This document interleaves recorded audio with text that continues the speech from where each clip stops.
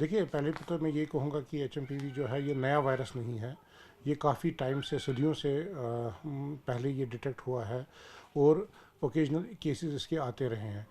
اور یہ ایک اگر ہم کووڈ کے کمپیریزن میں اس کو دیکھیں تو کووڈ ایک نیا وائرس تھا. اس کے بارے میں ہمیں جب وہ آیا اس کے بارے میں ہمیں کچھ نہیں پتا تھا یہ کیا سمٹمز کاز کرے گا، کتنی سیویئرٹی ہوگی، اور وہ ایک انجان سی نئی اینٹی ہمارے لیے تھی. لیکن یہ جو وائرس ہے یہ آلریڈی نون ہے اور موسٹ آف دا کیسز میں جن کو انفیکٹ کرتا ہے مائلڈ سمٹمز دیتا ہے، یعنی کہ زکام، کھانسی، نزلہ، گلا خراب یا کھانسی ایسے، یا باڈی ایکس، فیور، یہ مائلڈ سمٹمز ہوتے ہیں.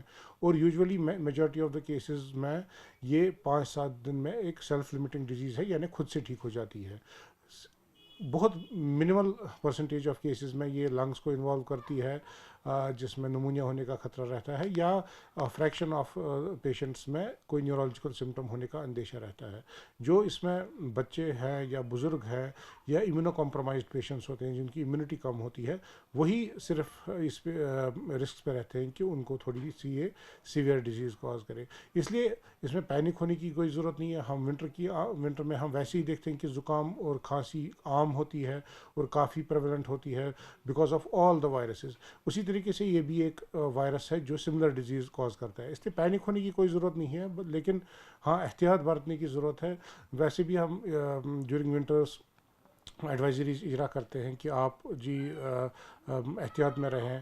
اگر کوئی بھی پیشنٹ کوئی ریسپریٹری سمٹم میں مبتلا ہے اس کو آپ آئسولیٹ کیجئے تاکہ وہ چین آف انفیکشن جو ہے وہ بریک ہو جائے. اور اس کے علاوہ جو ہم نے کووڈ میں اپروپریٹ بیہیویئر دیکھا تھا، گیدرنگس اوائڈ کرنا، frequent use of hand sanitisers, hand washing, یا باقی کف ایٹیکیٹس وغیرہ، وہ ہر کسی ریسپریٹری ڈیزیز کے لیے ہولڈ کرتے ہیں. اور ایسے یہ چونکہ یہ بھی ایک ریسپریٹری وائرس ہے اور ایروسول ریسپریٹری روٹ سے ٹرانسمٹ ہوتا ہے، اس لیے ہمیں احتیاط برتنا چاہیے. لیکن اس میں پینک ہونے کی کوئی ضرورت نہیں ہے کیونکہ یہ نون وائرس ہے، مائلڈ ڈیزیز کاز کرتا ہے اور اکثر انہی کو انوالو کرتا ہے جو امیونو کمپرومائز ہوتے ہیں، یا ینگ ہوتے ہیں، بچے ہوتے ہیں، یا بزرگ ہوتے ہیں جن کی امیونٹی کمزور ہوتی ہے.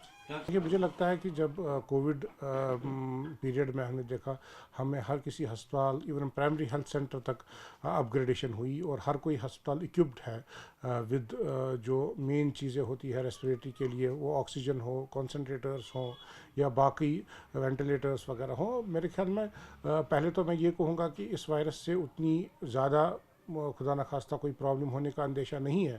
لیکن اگر کوئی ایونچویلٹی ہوئی، I think we are well prepared to tackle the situation اگر اس پہ نوبت آ گئی تو. دیکھیے، ایڈوائزریز تو کنٹینیوسلی ہر جگہ سے اجرا ہو رہی ہیں فرام سینٹرل گورنمنٹ، یا ڈفرینٹ ڈاکٹرز ایڈوائزریز ایشو کر رہے ہیں ریگارڈنگ ہاؤ ٹو پریونٹ، یعنی کیونکہ پریونشن زیادہ امپورٹنٹ ہے رادر دین کیور. کیونکہ کیور اس وائرل ڈیزیز میں یوزولی سیلف لمیٹنگ ہوتا ہے، اس میں کوئی ایکسیپٹ فار سمپٹومیٹک ٹریٹمنٹ کوئی دوائی کی ضرورت نہیں پڑتی ہے. اس لیے احتیاطی تدابیر سب سے زیادہ امپورٹنٹ ہے. یہی لوگوں میں اویئرنیس کرنے کی ضرورت ہے ہمیں، تاکہ ہم اس خدا نخواستہ ایسا کوئی انفیکشن ہوا بھی تو اس کو ہم ایٹ ارلی اسٹیج کنٹرول کر پائیں گے. اس لیے مجھے لگتا ہے پینک ہونے کی کوئی ضرورت نہیں ہے. یہ ایک مائلڈ ریسپریٹری ڈیزیز ہے اور ابھی تک تو یہاں پہ کوئی ڈیٹیکٹ بھی نہیں ہوا ہے ہمارے وادی میں ایسا کوئی کیس. صرف ملکی سطح پہ ہم نے دیکھا ہے کہ 4 کیسز ابھی تک ڈیٹیکٹ ہوئے ہیں اور اس میں بھی یہ بچے ہی تھے اور اس میں بھی وہ ریکور کر چکے ہیں.